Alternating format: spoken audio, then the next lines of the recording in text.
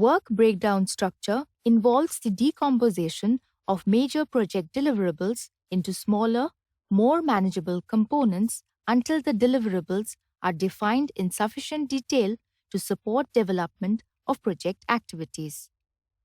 A WBS is a project's backbone. It contains all the work and only the work that is to be performed on a project. Once you have divided your project into smaller components, you will have a good grip over the project and you will be able to effectively plan the scope, time, resources, and cost of the project. You can divide your project to any level of WBS, but usually it is sufficient to break down a project up to 4th level of WBS. The division of WBS can be with respect to project phases, nature of work, or any other reference. For example, construction projects can be divided on the basis of stories or parts of the structure, and they can also be divided with respect to nature of work, for example, earthworks, structure works, architecture works, MEP works, etc. Lowest level of WBS contains activities. It is important to understand that activities are not the part of WBS. WBS has a role to organize the activities, or you can say that WBS acts like a box in which project activities will be placed.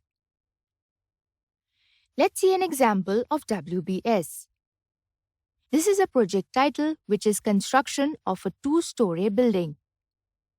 We can divide this project into foundations, ground floor, first floor, and roof, which is our first level of WBS. Then we can divide these elements further according to nature of work. For example, we can divide foundations in earthworks and structure works. We can divide ground floor into structure works, architecture works, electrical works, and mechanical and plumbing works. Similarly, we can also divide first floor and roof. This will make second level of WBS. We can subdivide them further if it is needed.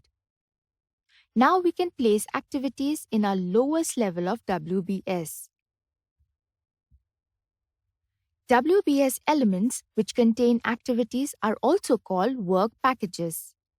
So in this example, our WBS level 2 contains the work packages. Let us now discuss importance of WBS. WBS is used to plan scope, time, resources, and cost of the project.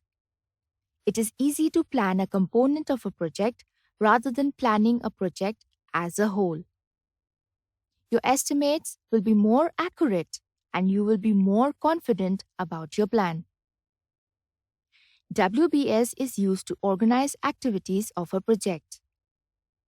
Projects have a large number of activities. It is important to organize them so that they are easily accessible, and also we can communicate about activities better if they are well organized. For example, if you have to update brickwork on, let's say, 10th story of a 15-story building, then it is difficult to find this particular activity if they are not organized. WBS is used to view combined data of activities. This means that you can summarize your data at any WBS level. This data can be with respect to duration, cost, or resources. For example, you may want to see total duration of all earthworks in your schedule. Or you may want to see total or actual cost of all electrical works of your project. You can easily see this required information if you have elements of earthworks and electrical works in your WBS. Similarly, this summarizing of data will enable you to monitor, control, and report at any WBS level. WBS is also used to control access within a project. For example, you may need that all mechanical activities of a building project should be monitored by a mechanical staff person. Or you may have a subcontractor on your project and you want their staff to monitor their scope of work. In these cases, you can assign a user to specific WBS of the project. We'll see this in detail in our next lecture. So, in this lecture, we have studied what is WBS and what is its importance.